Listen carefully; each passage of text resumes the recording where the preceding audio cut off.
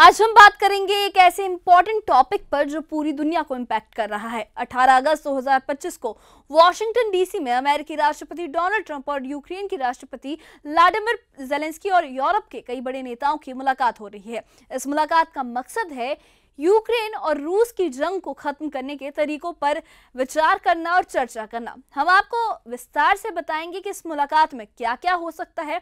Alaska में Trump और Putin की हालिया बैठक के बारे में बताएंगे और रूस की यूक्रेन पर कब्जे की हकीकत और ट्रंप के हाल ही के बयानों का मतलब भी बताएंगे। तो चलिए बात करते हैं इस मुद्दे पर। व्हाइट हाउस में एक ऐसी बड़ी मुलाकात शुरू हो चुकी है। यूक्रेन के राष्ट्रपति ज़ेलेंस्की अपने साथ यूरोप के प्रमुख नेताओं को लेकर पहुंचे हैं। इनमें ब्रिटेन के प्रधानमंत्री कीर स्टारमर, फ्रांस के राष्ट्रपति इमैनुअल मैक्रों और जर्मनी के चांसलर फ्रेडरिक मर्ज और इटली की प्रधानमंत्री जॉर्जिया मेलोनी, फिनलैंड के राष्ट्रपति अलेक्जेंडर स्टब और यूरोपियन यूनियन के अध्यक्ष उर्सुला वॉन डेर लेयन शामिल है। ये सभी नेता ट्रंप से बात करके यूक्रेन रूस जंग को खत्म करने के लिए एक मजबूत प्लान बनाना चाहते हैं। मुलाकात का शेड्यूल कुछ इस तरह से है।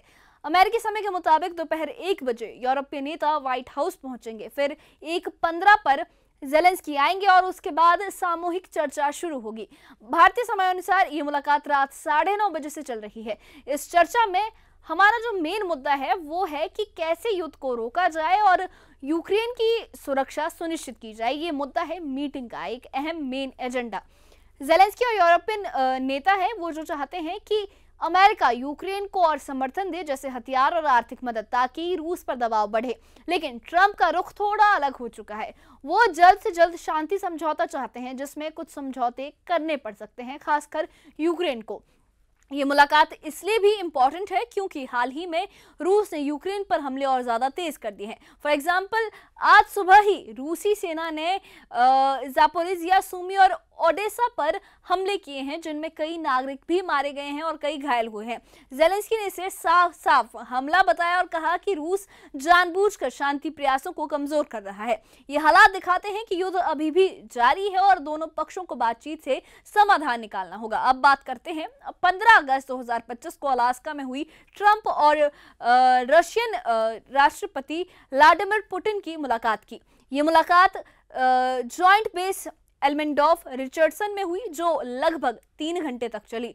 ट्रंप ने इसे पॉजिटिव बताया, सकारात्मक बताया और कहा कि दोनों ने यूक्रेन युद्ध पर बड़ी प्रगति की है, लेकिन कोई ठोस समझौता नहीं हुआ, कोई भी शांति समझौता डायरेक्टली नहीं हुआ, कोई भी मेन रिजल्ट इसका सामने नहीं आया है। लेकिन दोनों नेताओं ने इसे पॉजिटिव टॉक, पॉजिटिव मीटिंग कहा है।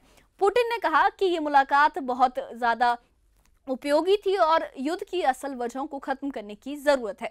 मुलाकात के बाद प्रेस कॉन्फ्रेंस में जो सिर्फ 12 मिनट तक चली, दोनों नेताओं ने कोई सवाल भी नहीं लिया मीडिया से। पुतिन ने यह भी कहा कि अगर 2022 में ट्रंप अगर अमेरिकी राष्ट्रपति होते तो शायद ये जंग शुरू ही नहीं होती।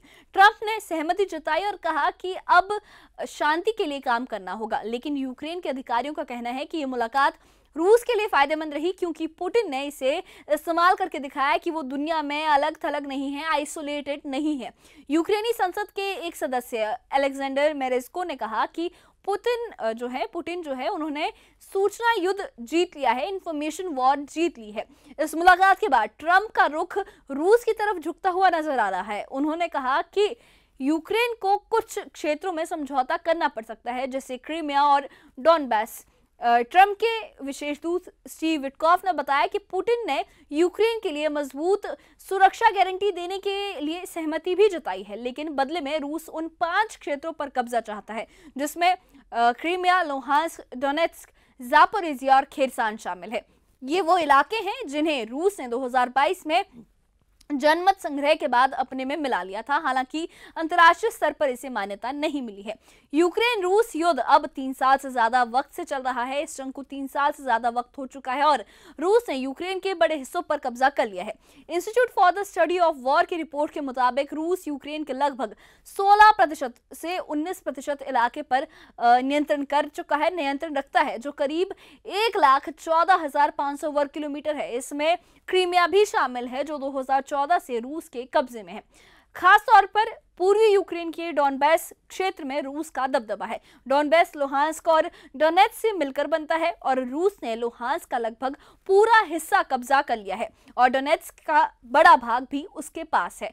कुल मिलाकर डॉनबास का 88% इलाका यानी 46,570 वर्ग किलोमीटर रूस के नियंत्रण में है। यूक्रेन के पास अभी डॉनबास का सिर्फ 6,600 वर्ग किलोमीटर बचा हुआ है। और दूसरे इलाके की बात करें तो जापोरिजिया और खेरसान के 3/4 हिस्से पर रूस का कब्जा है। खार्किव और सुमी में भी रूस ने कुछ छोटे इलाके कब्जे में लिए हैं, लगभग 400 वर्ग किलोमीटर। हाल ही में जुलाई से लेकर अगस्त 2025 तक ही रूसी सेना ने 241 वर्ग मील इलाका हासिल कर लिया है, जो पहले की तुलना में 7% ज्यादा है, 7% ज्यादा है।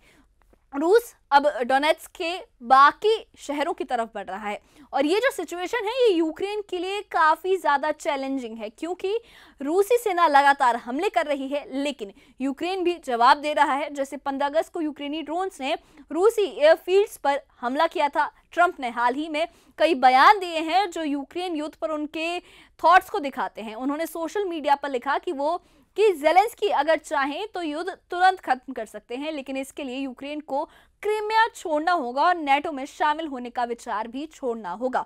ट्रंप ने कहा कि याद रखिए, क्रीमिया 12 साल पहले ओबामा के समय चला गया था और वो वापस नहीं आएगा। ट्रंप का मानना है कि शांति के लिए कुछ क्षेत्रों का आदान प्रदान जरूरी है। लैंड स्वैप का उन्होंने आइडिया दिया है जिसके अगेंस्ट है यूक्रेन। उन्होंने कहा है कि यूक्रेन को डॉनबास जैसे इलाकों पर समझौता करना पड़ सकता है। ट्रंप के मुताबिक पुतिन ने सुरक्षा गारंटी देने पर सहमति जताई है, लेकिन रूस अपने कब्जे वाले इलाकों को नहीं छोड़ेगा। ट्रंप ने यह भी कहा है कि ये युद्ध अमेरिका का नहीं है और अमेरिका को ज्यादा उलझना नहीं चाहिए। ये बयान ज़ेलेंस्की के लिए मुश्किल पैदा कर रहे हैं, क्योंकि यूक्रेन किसी भी क्षेत्र को छोड़ने के लिए तैयार नहीं है। ज़ेलेंस्की ने कहा है कि यूक्रेन अपनी 1 इंच जमीन भी नहीं देगा, लेकिन ट्रंप का दबाव है कि जल्द समाधान निकाला जाए। यूरोपीय नेता इस मुलाकात में इसलिए शामिल है क्योंकि वो यूक्रेन का मजबूत समर्थन करते हैं। ब्रिटेन, फ्रांस और जर्मनी जैसे देश नेटो के माध्यम से यूक्रेन को मदद दे रहे हैं। वो चाहते हैं कि कोई भी समझौता यूक्रेन की सुरक्षा को सुनिश्चित करे और रूस को फायदा ना दे। उर्सुला नॉन डेर लेयन ने कहा कि यूरोप यूक्रेन के साथ खड़ा है। हालांकि कुछ रिपोर्ट्स में कहा गया है कि रूस अमेरिकी झंडे लगाकर यूक्रेन में घूम रहा है, जो ट्रंप पुतिन मुलाकात का मजाक उड़ा रहा है। ये दिखाता है कि रूस आत्मविश्वास से भरा है, वो कॉन्फिडेंट है और फ्यूचर में अगर समझौता होता है तो यूक्रेन को नेटो जैसी सुरक्षा मिल सकती है, लेकिन क्षेत्रीय समझौते जरूरी होंगे। तो ये मुलाकात रशिया यूक्रेन जंग के लिए एक इंपॉर्टेंट कदम है। उम्मीद है कि इससे शांति की दिशा में शायद प्रगति होगी।